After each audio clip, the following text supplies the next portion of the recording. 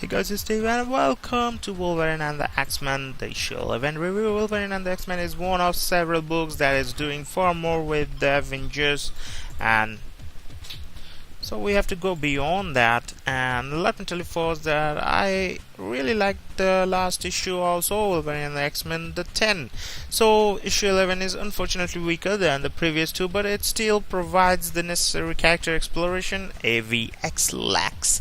Jason Aaron focuses the bulk of this issue on the Wolverine and Hope team-up scene in AVX 4. The difference here is that the script examines Logan's mindset and his inner struggle with the need to save the world weighed against his unwillingness to murder the child.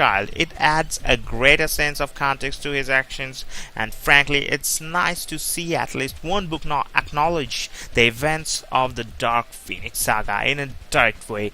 The two also enjoy the most expansive fight scene of the issue as they clash with Gladiator's Death Squad, and Hope gets the chance to take Wolverine's powers for a test drive. Unfortunately, the rest of the issue feels too disjointed. There are too many of the brave, pointless fight scenes that pepper each issue of AVX. Half of the battles glimpsed here are ripped almost exactly from AVX issue 4. Even the Red Hulk vs. Iceman fight proves short and disappointing.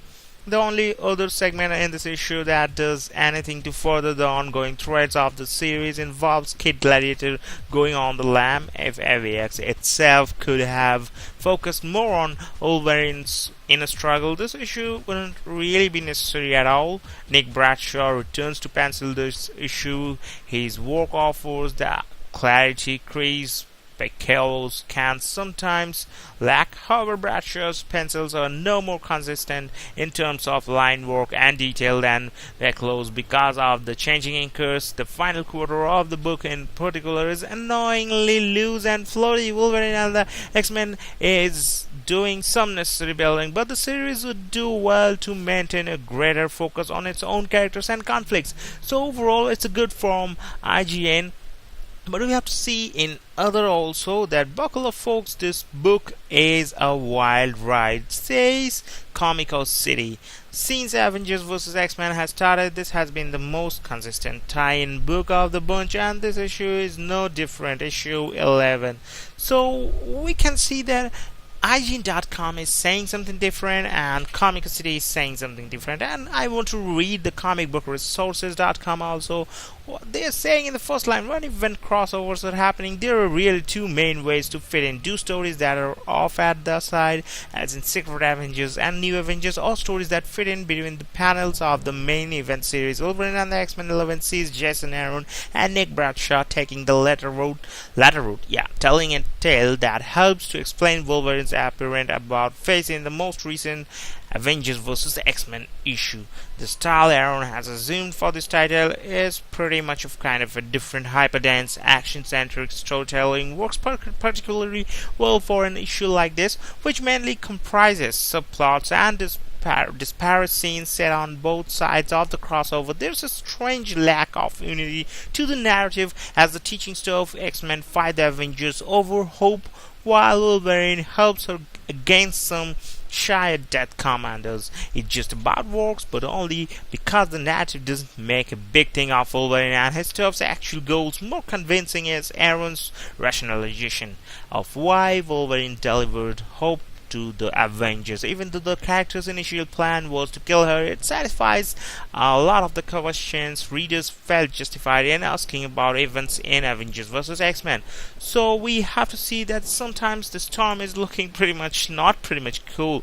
So the other half of the book is mainly a round-robin look at the major supporting characters so that they can give their opinions on what's going on or suggest matchups that will be realized in AVX versus.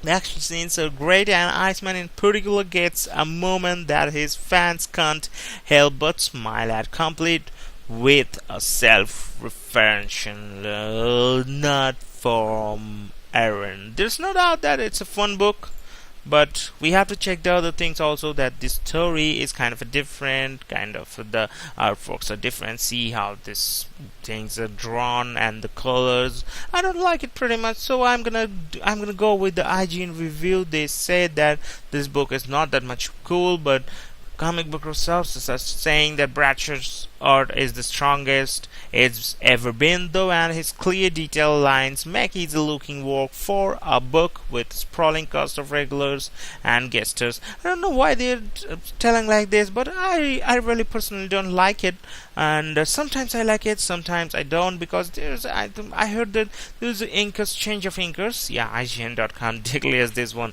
so that's why maybe the kind of thing that variation comes in the artwork also. So we have to admit it that I don't like it sometimes. So there is the review Wolverine and the X-Men issue 11. Hope you guys have enjoyed.